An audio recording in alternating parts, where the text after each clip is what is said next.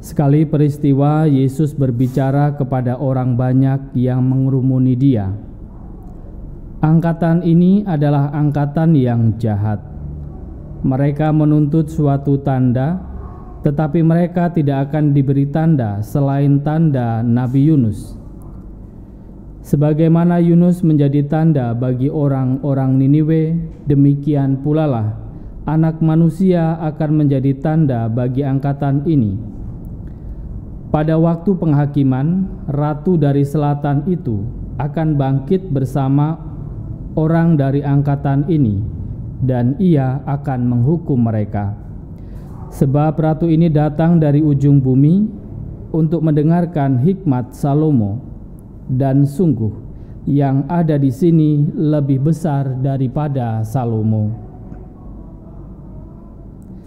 Pada waktu penghakiman, orang-orang Niniwe akan bangkit bersama angkatan ini, dan mereka akan menghukumnya.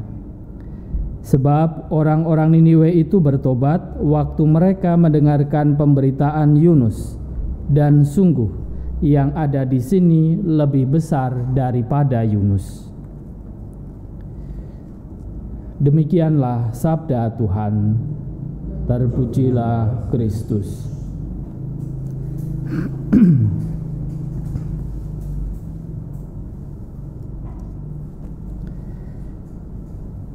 Saudara dan saudari yang terkasih, di zaman sekarang nampaknya sangat umum bahwa untuk percaya atau untuk membuktikan kebenaran sesuatu atas sesuatu, biasanya orang meminta tanda atau meminta bukti.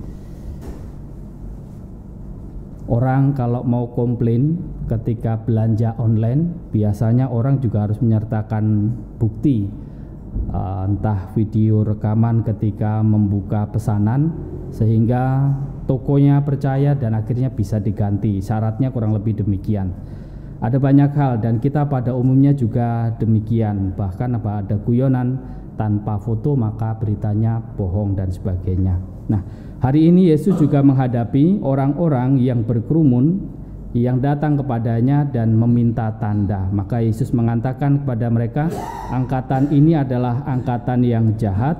Mereka menuntut suatu tanda, tetapi mereka tidak akan diberi tanda selain tanda Nabi Yunus. Dan untuk memberi penegasan kepada mereka, Yesus menceritakan dua tokoh dalam perjanjian lama, yaitu Raja Salomo dan juga Nabi Yunus. Sedikit banyak kita pasti tahu siapa itu Raja Salomo, Raja Israel yang dikenal karena kebijaksanaannya, yang dikenal karena kepandaiannya, dan karena kebijaksanaannya ini membuat Raja Salomo sangat dikagumi dalam bangsa Israel. Bahkan sampai ada ratu dari ujung bumi yang datang untuk berjumpa dengan Salomo untuk mendengarkan nasihat-nasihat, wejangan-wejangan dari Raja Salomo. Dan kepada banyak orang yang ada di hadapannya, Yesus mengatakan bahwa dirinya lebih besar daripada Salomo. Lalu Yesus menceritakan juga tentang Nabi Yunus, dan kita pada umumnya pastilah juga tahu siapa itu Nabi Yunus. Ada kitabnya, Kitab Yunus, dan di sana juga dikisahkan dengan singkat bagaimana Nabi Yunus adalah seorang nabi yang dipanggil untuk mewartakan atau menyerukan pertobatan kepada bangsa Niniwe. Bangsa Niniwe ini adalah bangsa yang cukup besar, tetapi hidupnya penuh dengan bertentangan dengan apa yang menjadi perintah Allah atau dianggap sebagai bangsa yang berdosa. Nah, menariknya bahwa ketika Yunus menyerukan pertobatan kepada bangsa Niniwe, bangsa ini bertobat. Yang bertobat bukan hanya rajanya, bukan hanya masyarakatnya, bahkan sampai hewan piaraan pun diminta untuk bertobat, juga untuk berpantang dan berpuasa. Dan karena kehebatan pewartaan Nabi Yunus ini, maka bangsa pada di zaman Yesus, orang-orang di zaman Yesus juga sangat mengagumi pewartaan Nabi Yunus. Dan Yesus sekali lagi kepada mereka mengatakan bahwa dirinya lebih besar daripada Yunus. Dan kita bisa menyaksikan juga, membaca, melihat dalam bacaan Injil, dalam keempat Injil yang kita ada pada kita masing-masing, bagaimana keempat Injil, penulis Injil memberikan kesaksian yang meyakinkan kita bahwa Yesus sungguh lebih besar daripada Salomo maupun juga Yunus. Bukan hanya pengajarannya, tetapi apa yang Yesus lakukan menunjukkan bahwa Yesus jauh lebih besar daripada Yunus dan juga Salomo. Yesus bisa menyembuhkan orang, Yesus bisa membangkitkan orang, Yesus bisa mengusir setan, menjadi sebuah tanda bahwa secara sederhana menjadi sebuah tanda bahwa Yesus memang jauh lebih besar daripada Yunus dan juga Salomo. Apalagi jika kita merenungkan bahwa Tuhan Yesus adalah juru selamat kita yang rela memberikan dirinya, maka semakin jelas bahwa Yesus jauh lebih besar daripada Salomo. Dan kita orang-orang Katolik adalah orang-orang yang yakin dan percaya bahwa Yesus sungguh lebih besar daripada Salomo.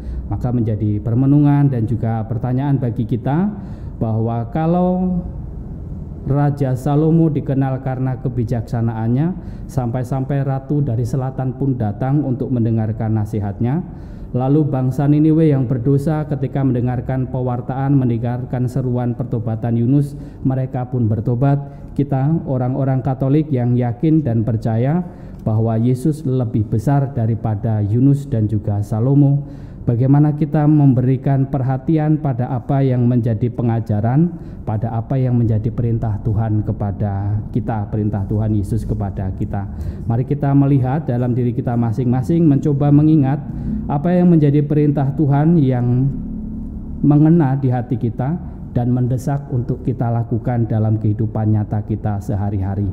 Itulah yang akan menjadi tanda bahwa Yesus memang bagi orang Katolik itu sungguh besar daripada Salomo dan Yunus di hadapan kita. Mari kita memberi perhatian pada apa yang diajarkan, pada apa yang menjadi pesan Tuhan Yesus untuk kita. Mari kita coba temukan dan mari coba kita wujudkan dalam kehidupan kita sehari-hari. Apa yang menjadi pesan Tuhan yang bisa kita praktikkan dalam kehidupan sehari-hari. Dengan demikian maka kita orang-orang Katolik yakin dan percaya bahwa Yesus sungguh besar daripada Salomo maupun Yunus. Semoga dalam doa-doa kita selama bulan Rosario bersama Bunda Maria, apa yang menjadi niat, apa yang menjadi kesadaran akan pesan Tuhan bagi kita, kita dimampukan melakukan apa yang menjadi pesan Tuhan bagi kita, di mana kita diundang untuk senantiasa memberi perhatian pada pesan Tuhan dalam kehidupan kita. Kemuliaan kepada Bapa dan Putra dan Roh Kudus, seperti pada permulaan, sekarang, selalu, dan sepanjang segala abad. Amin.